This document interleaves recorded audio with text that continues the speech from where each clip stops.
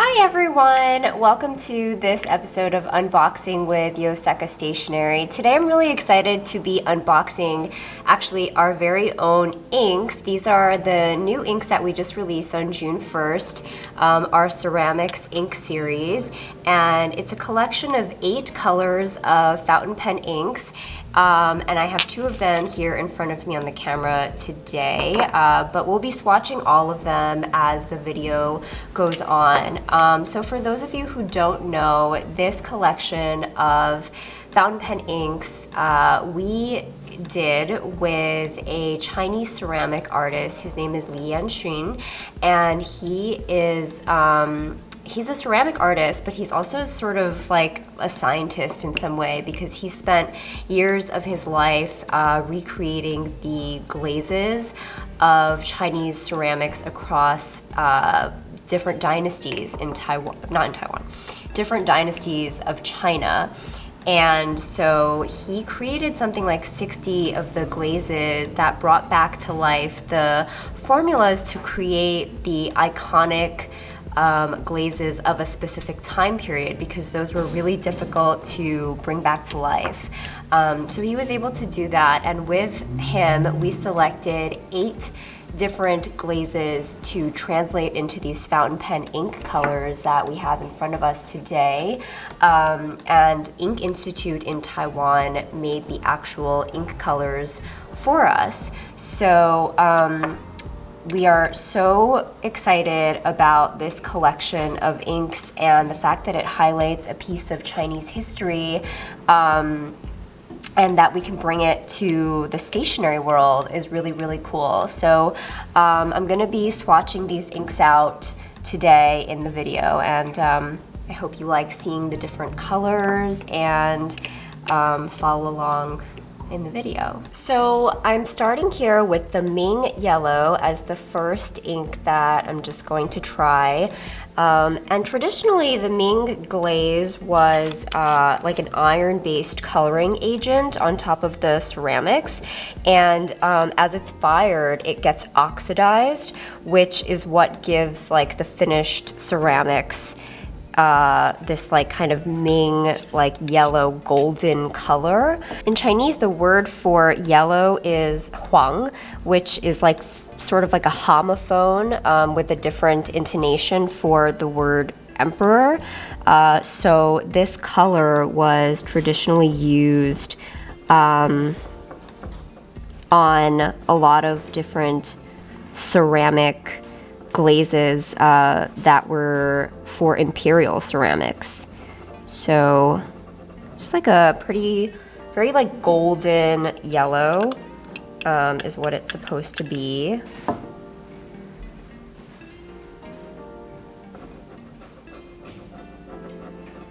That. We'll continue.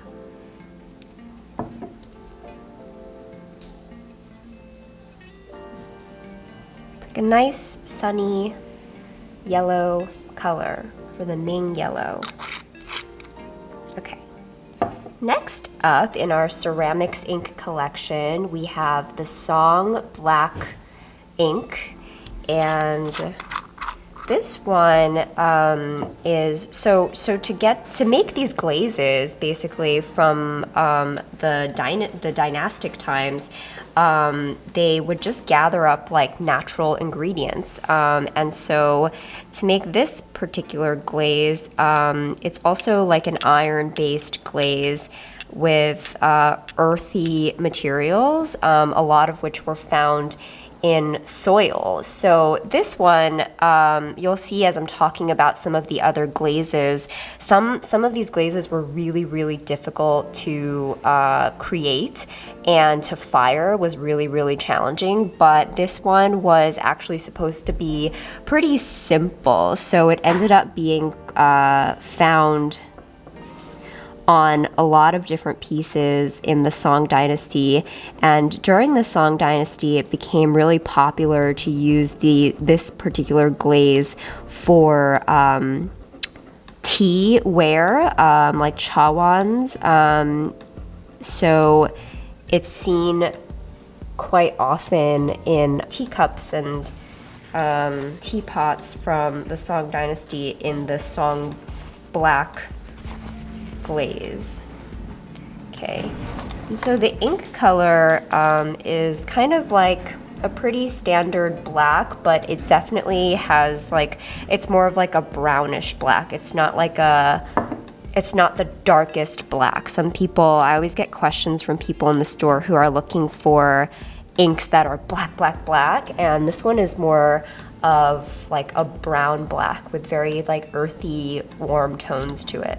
Next up, we have the Qing Yan Red, and this one actually, during the Qing Dynasty, in order to make this glaze, they incorporated a little bit of gold pigment into it, and that made it, like I was saying before, the Song Black was pretty simple and straightforward, but incorporating the gold made this glaze very, very challenging. So it was not that popular due to how difficult it was to make. So I'm gonna write Qing Yan Red.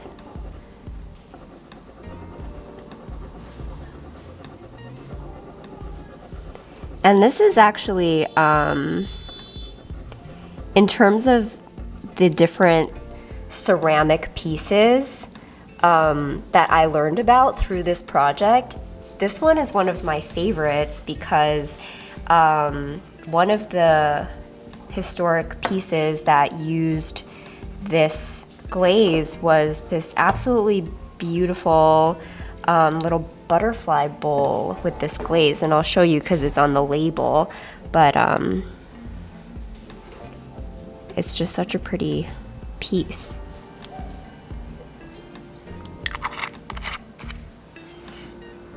So it's this little, this is like, imagine if the bowl, it's like concave this way, and this is like the inside of the bowl with butterfly artwork on the inside, and I would love to go see that in person one day. Next up, we have the Ming blue, and in Chinese means peacock, so it is like a peacock kind of blue, which is with you'll see with some sheening quality to it. This one has, it sheens a little bit violet, like a little bit of like a reddish purple. This one sheens. So the Ming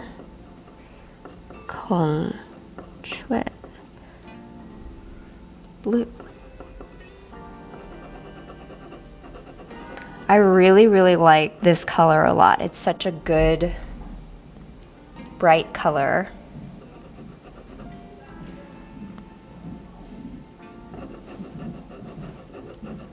Such a pretty blue. And originally this glaze, which I think it's sometimes called like Turkish blue, I want to say, I can't remember exactly, but it originated in Persia, and during the Yuan Dynasty it was adapted, and then it kind of became really popular and reached its peak during the Ming Dynasty, which is why it's actually, for our ink, it's called the Ming blue, because during the Ming Dynasty they figured out, like the ceramic artists of the time figured out how to fire it in a really consistent way that actually preserved the color for a really long time, which I never thought about that, you know, like just how to, like each glaze is like a formula, and you know, in order to make it the same consistently and actually make the colors have a long life, because these pieces can be used for essentially centuries.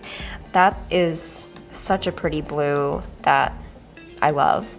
Okay, next up we have the Qing Sanhu Red, and in Chinese Sanhu means coral, so it's like a coral, it's like a coral red. It's like an orangish kind of red. We'll see.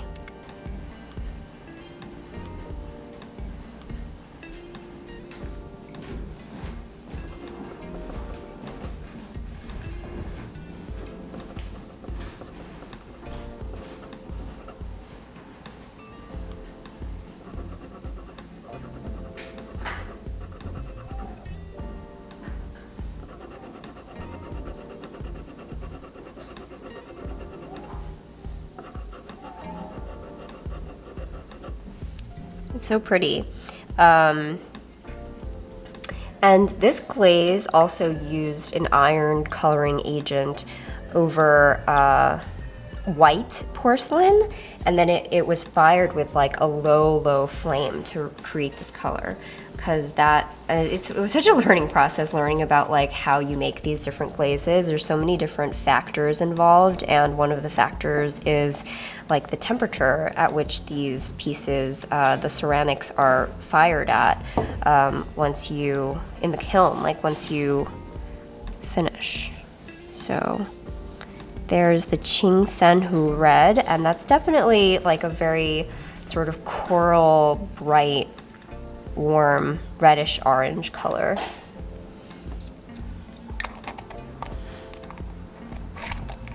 Okay. Next up is this one, and I think that this is probably one of the most popular colors from the collection. It's the Tang blue. Sorry, I can't, like, my intonation is probably incorrect. It's actually Tang blue. But Mi is, it's Chinese for secret, actually. So it's translated sometimes as like secret blue. And it's like a celadon bluish green glaze that, it's interesting.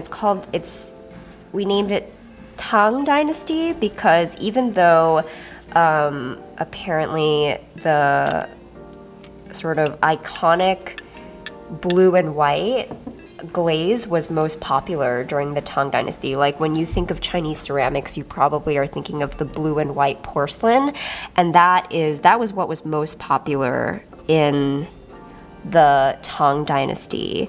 But in the southern province of China, of Zhejiang, this celadon Tang blue glaze was popular at the time, not the blue and white. And so this one also is from that dynasty in China. And it is, it's a bluish green, so I've gotten a lot of questions from people about, like, is it blue or is it green? Because we named it Tang blue, but it's definitely like a bluish green, so our bad if we confuse people, but it is so pretty. I can see why this color is one of the most popular in this collection. And it really, it's a pretty glaze color. Like after having seen the ceramic pieces that are that use this glaze, those pieces are so faintly greenish blue that they're almost like a gray color, and that I think it translates really beautifully to fountain pen ink, actually. So I'm excited about this color in particular as well.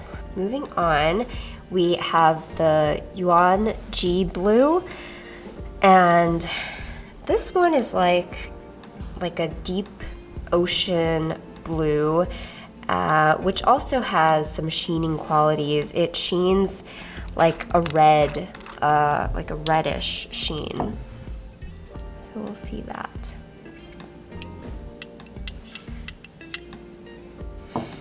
Okay, and this glaze during the Yuan Dynasty was, it requires a high temperature for firing, so not an easy one to create again. So there are actually very few surviving pieces that use this glaze. And I think the artist shared the fact that all of the surviving pieces that use this glaze from the Yuan dynasty are actually preserved in museums. So there aren't a lot to be seen. Okay, let me use a swab.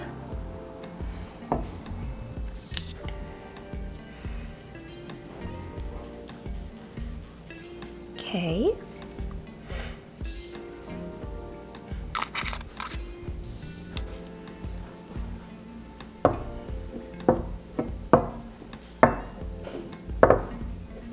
All right, next up and last up, last color out of the 8 is the Qing purple. And this is a really, really pretty sort of eggplant purple with pretty green sheen. And I love the part of the swatch that we selected for the artwork on the label over here, and how it really highlights that green sheen over here.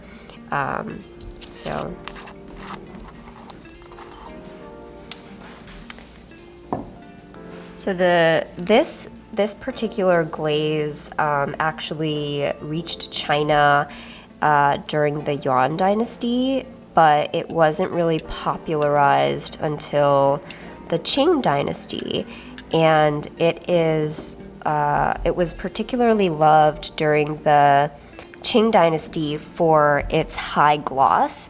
And you can see in the piece that we feature on our product description, there's a photo on the product description of a piece that uses the Qing purple glaze, and it is so glossy and really reflective. And so because of that quality of this glaze, it became sort of symbolic of opulence and good fortune during the dynasty. So it was used on a lot of imperial ceramics of the time. So pretty.